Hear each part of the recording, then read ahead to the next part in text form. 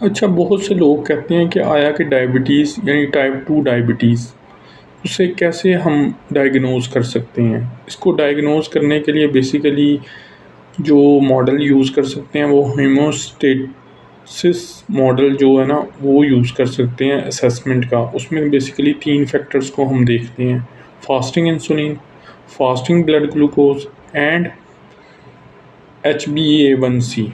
अब इसमें क्या किस तरह से होना है, नॉर्मल जो ब्लड ग्लूकोज़ है ना वो 80 टू 100 होती है, इससे ज़्यादा नहीं होनी चाहिए। लेकिन अगर आप बीमार हैं तो वो 130 भी हो सकती है, 150 भी हो सकती है अगर आप डायबिटीज़ का शिकार हैं।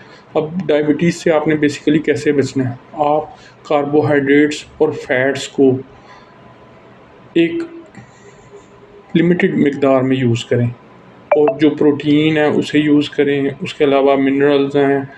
अब आपने क्या देखना है कि जो माइक्रो न्यूट्रिएंट्स होते हैं और मैक्रो न्यूट्रिएंट्स हैं, हमारी खुराक का दोनों पार्ट होते हैं, लेकिन जो मैक्रो न्यूट्रिएंट्स होते हैं वो कैलोरीज़ उनमें शामिल होती हैं, जबकि माइक्रो में कैलोरीज़ शामिल नहीं होती। अब अगर आप फ़ैट यूज़ कर रहे हैं तो वो हाई ऑक्टेन है, लेकिन कार्बोहाइड्रेट जो है ना वो ग्लाइकोजन है। ये स्टोरेज जो हमारी बॉडी में होती है, हमें इसे पहले यूज़ करना चाहिए, फिर फ़ैट की बारी आती है। तो अगर आप कार्बोहाइड्रेट को कंट्रोल कर रहे हैं, गंदम, चावल, रोटी को, तो आप अल्टीमेटली डायबिटीज़ भी कंट्रोल कर लेंगे। कोशिश करें नेचुरल खुराक खाएँ, वॉक करें, एक्सरसाइज़ करें, आपका स्लीप साइकिल बेहतर हो और वक्त पर खाना खाएँ और बिला वजह की मंचिंग ना करें।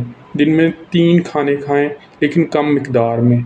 7-7, 8-8 बार खाना ना खाएँ, तो इससे काफ़ी हद तक आप डायबिटीज़ से बच जाएँगे। बाकी आप अपनी ब्लड ग्लूकोज़ का ख़्याल रखें, पानी का इंटेक ज़्यादा रखें, स्लीप साइकिल बेहतर रखें, अपने बायोलॉजिकल क्लॉक को डिस्टर्ब ना करें और स्ट्रेस ना लें। तो इस तरह बेसिकली आप डायबिटीज़ से बच भी जाएँगे, उसे क्योर भी कर पाएँगे। अगर आपको डायबिटीज़ है और डायग्नोज़ करने के लिए आपने अपनी ब्लड ग्लूकोज़ का ध्यान रखना है। यानी अगर आपका पेट यानी विसरल फैट बहुत ज़्यादा नहीं है, तो आप इंसुलिन रेजिस्टेंस का शिकार ज़्यादा इम्कान यही है कि नहीं होंगे। आपका मोटिव होना चाहिए, हर बीमार शख्स का और एक आम शख्स का भी, कि वो डॉक्टर, ड्रग और डिज़ीज़ से बचे। तो इसके अलावा आप मेरे साथ मेडिकल अपॉइंटमेंट बुक कर सकते हैं, उसका लिंक नीचे डिस्क्रिप्शन में दिया गया है। Thank you.